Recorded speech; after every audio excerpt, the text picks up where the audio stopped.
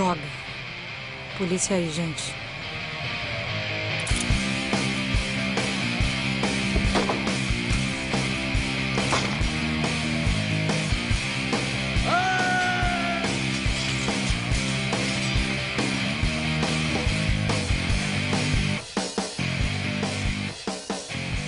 Quem são os rebeldes entre o século XVI e o século XIX?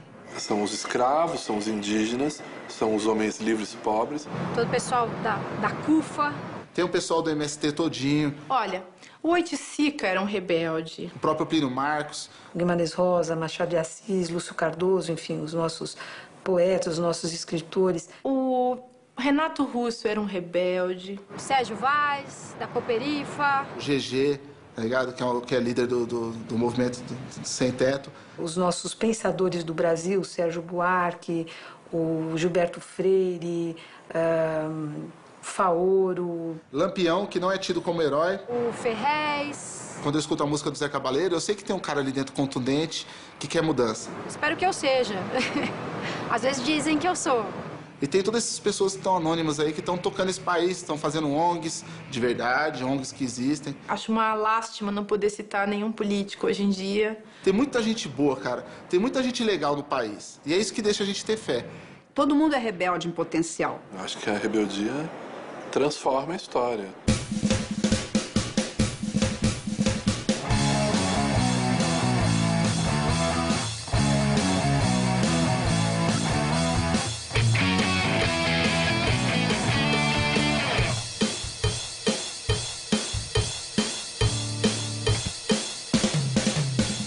A história é movida pelas tensões, pelos conflitos.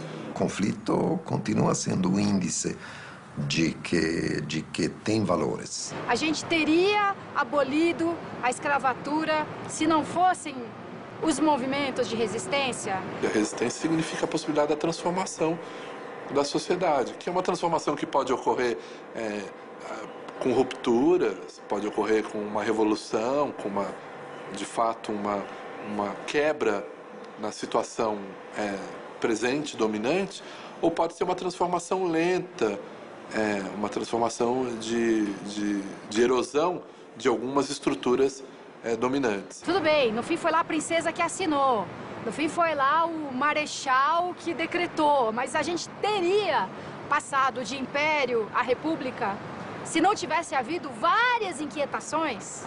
Quer dizer, no fim alguém chama para si e fala, não, peraí, vamos dar um jeito nisso antes que, né, a própria independência, vamos dar um jeito nisso. Mas teria dado um jeito nisso se não tivesse tido a movimentação? O papel da rebelião, da contestação, foi essencial para produzir essa transformação.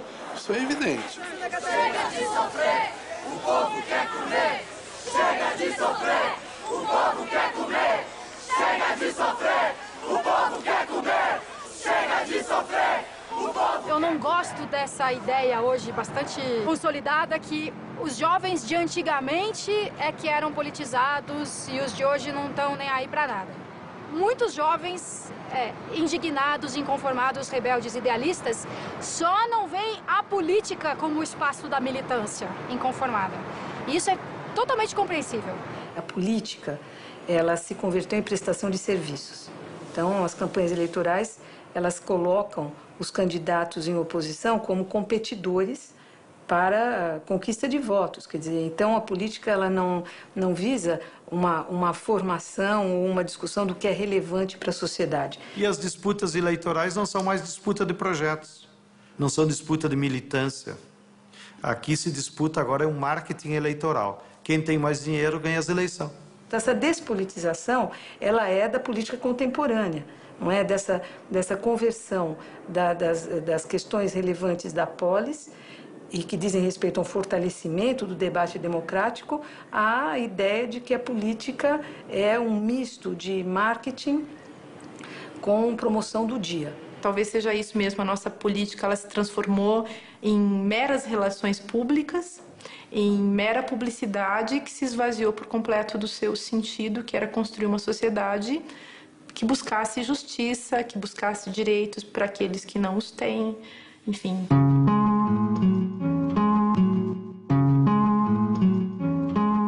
Uma vez eu ouvi dizer um europeu que esteve aqui, ele comentou que como o Estado brasileiro maltrata os seus cidadãos, como estava precisando de uma figura materna, de uma maternagem do Estado. Então, eu acho que as mulheres no Brasil, elas podem ter essa função também. Quando se diz a sociedade emancipada, ela será feminina, ela será regida por um princípio feminino, ou melhor, ela será uma sociedade andrógena, em que o princípio masculino e o feminino vão conviver, isso significa que a cultura masculina ela é ligada à intimidação e ao medo, e a cultura feminina ela é ligada mais ao eros e à vida. Por isso é que o Marcuse diz que se o medo e a destrutividade são as paixões que caracterizam o totalitarismo, o eros pertence à democracia. Então, a democracia ela tem que ser feminina. E eu acho que a mulher introduziu uma coisa muito interessante, sobretudo na política, na direção, que é a dúvida, o medo, a insegurança. Quem foi que disse que homem não tem medo, não tem insegurança? Não é? E a gente, de alguma forma, está ajudando a libertá-los de ter que esconder o medo e a insegurança. Eu acho que tem pouca mulher na política ainda por conservadorismo. A gente assimila muito rápido algumas coisas, a gente é muito moderno em alguns aspectos, a gente no Brasil, eu digo, e muito conservador em outros. Na política, somos extremamente conservadores. A luta brasileira das mulheres brasileiras que se dizem feministas ou que esperam direitos para as mulheres brasileiras, eu acho que é uma luta que ainda tem que acontecer. Eu me engajo nessa luta. Quanto mais eu vivo dentro desse Brasil, mais eu sinto a necessidade de me tornar cada vez mais feminista.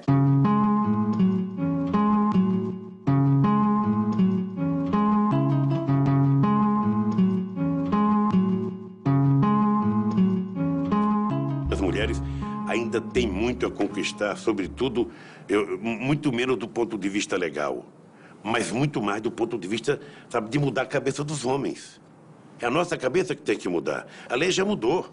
Ela continua sendo responsável pelos filhos, não tem uma mudança nas relações de gênero, propriamente. Tem uma ampliação do espaço feminino e uma compressão do espaço masculino. Não tem uma democratização, entendeu? Não se mexe nas relações propriamente ditas. O maior avanço que precisa acontecer é de que a participação da mulher, a contribuição da mulher, seja percebida como constitutiva da condição humana. Porque nós somos metade de humanos homens e metade de humanos mulheres. Essa metade masculina ter se constituído quase que homogeneamente, unilateralmente, foi muito ruim. A evolução das conquistas das mulheres no Brasil, eu acho que ela anda a passos largos.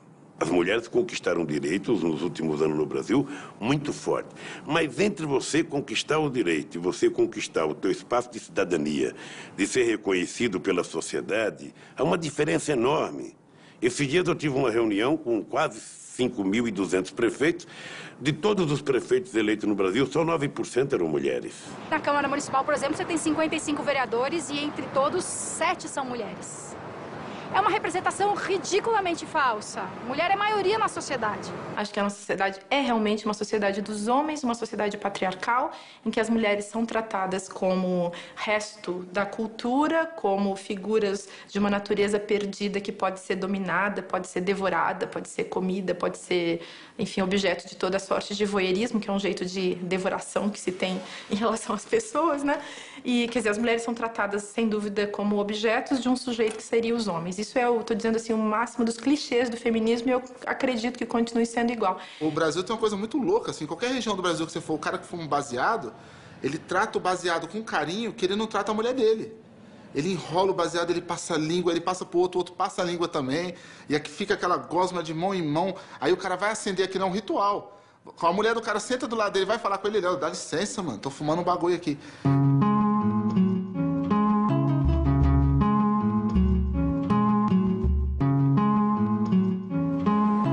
Nas mulheres a gente tem os dois extremos, as mais conformadas e as mais rebeldes e lutadoras. Conformadas também porque a gente tem uma massa enorme de mulheres se submetendo a todo tipo de desvalor. Desvalor pelos pais, pelos companheiros, pelos filhos, né? Se deixando sugar mesmo, né? Vivendo sem perspectiva de felicidade, de realização. O feminismo no Brasil, ele é confuso. Ele é velho e jovem. Ele é velho porque acho que, enfim, o voto no Brasil aconteceu super cedo em relação a outros países. No mundo acadêmico, as mulheres começaram a crescer também e florescer, assim, muito cedo, eu acho, em relação a vários outros países. Nessa hora, assim, dá para olhar, o Brasil parece realmente um país que ruma para o progresso, né? Aí, em que sentido que eu digo que ele é muito jovem? Ainda existe muito preconceito na prática em relação às mulheres, o salário das mulheres ainda é menor do que os homens, os direitos em relação à maternidade, o fato de que o aborto até hoje não foi legalizado no sentido que seria desejável por parte das militantes feministas, acho que também é um sinal de que a gente ainda não atingiu vários lugares que temos que atingir.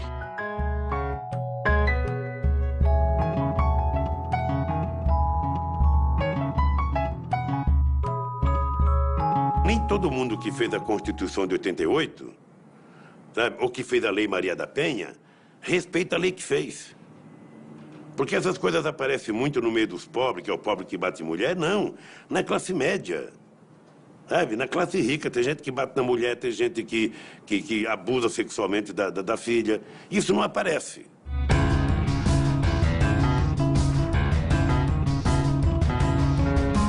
Eu não estaria aqui falando para você assim numa boa, eu não seria professora, eu não faria o que eu quero, eu não seria o que eu quiser, eu não teria escolha se não fosse toda uma história de fundamentação da transformação que veio por parte dessas lutas feministas, sabe?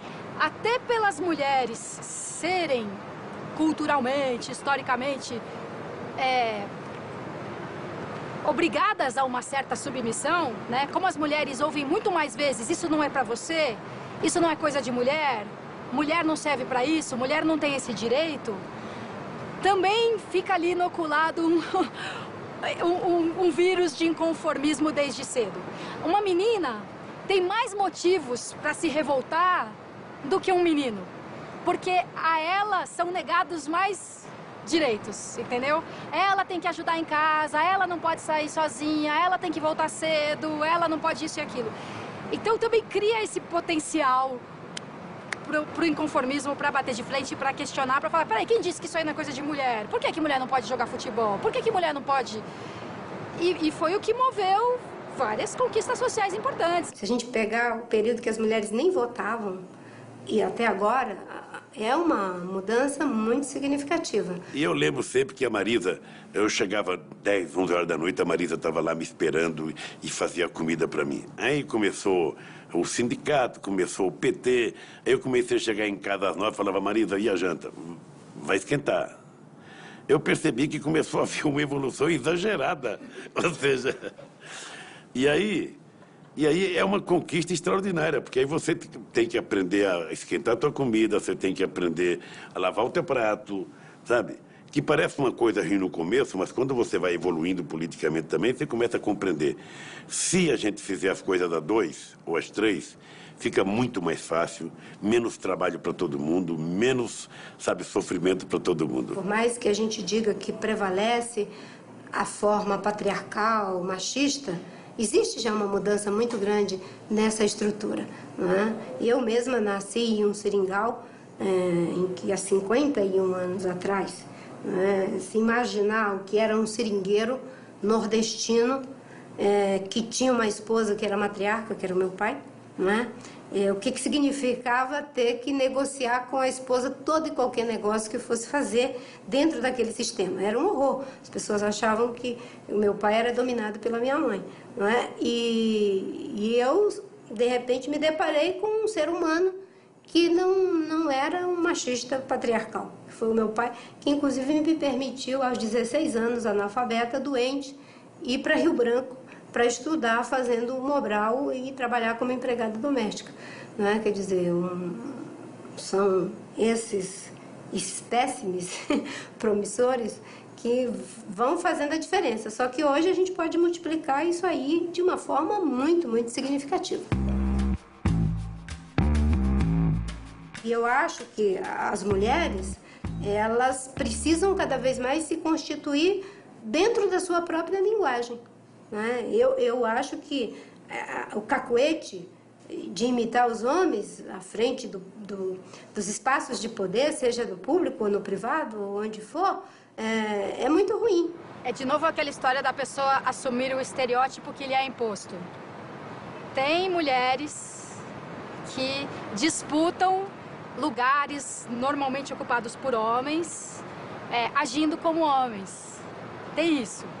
Que às vezes as mulheres, para se sentirem respeitadas, para se sentirem olhadas, etc., elas imitam a forma masculina. E isso é muito ruim. Eu acho que nós temos que participar com a nossa forma. Existem muitas lideranças femininas e não são femininas porque pintam as unhas, porque aí também cai nesse outro extremo, entendeu? Seja uma jogadora de futebol ou a diretora de uma empresa, não, ela é durona, ela comanda 200 funcionários, mas faz questão de se apresentar sempre com unhas feitas, cabelo arrumado e aparência impecável, como se fosse essa a prova da feminilidade, né? É como você se veste.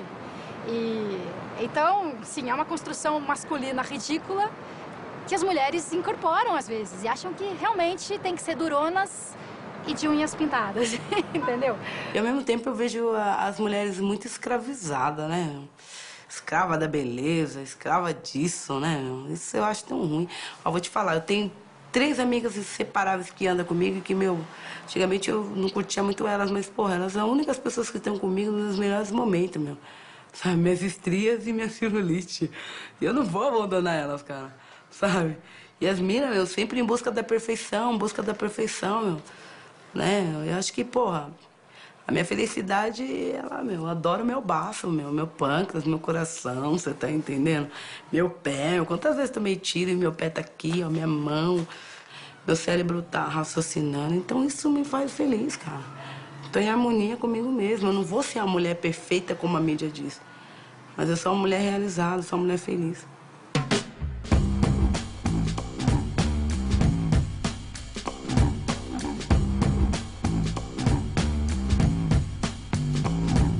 Os homens têm a ganhar muito com o feminismo e eu espero que o feminismo e as outras lutas relativas à questão do gênero e da sexualidade das pessoas, eu espero que isso nos leve num futuro pós-sexual, para um futuro pós-sexual, em que a gente não precise mais estar preocupado, cada um de nós, com a questão da nossa sexualidade. Eu realmente acho que qualquer luta em relação a essas questões de gênero e de sexo ou de sexualidade só tem um sentido, que é buscar a superação dessa disputa e dessa luta. Se a gente for para o Hércules, quando se apaixona por Ofale, o que ele faz? Se apaixona por ela, depõe as armas e borda, não é?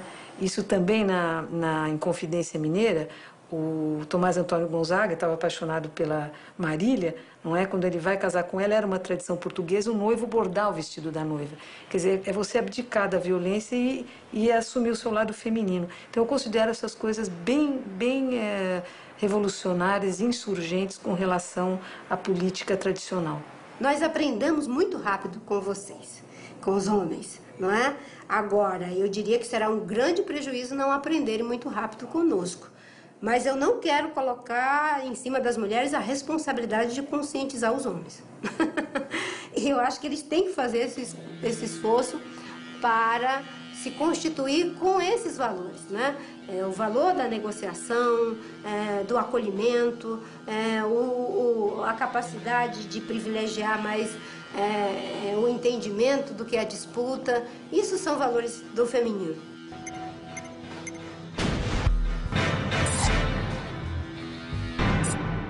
Acho que quem tem muito nesse país vai ter que aprender a entender o que é suficiente. O que é suficiente para mim?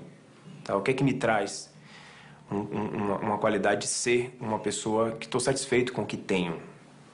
E isso não significa que você está se mediocrizando, né? Coloque ambições em outras coisas. Coloque ambições no fazer, não só no ter. no realizar, no transformar.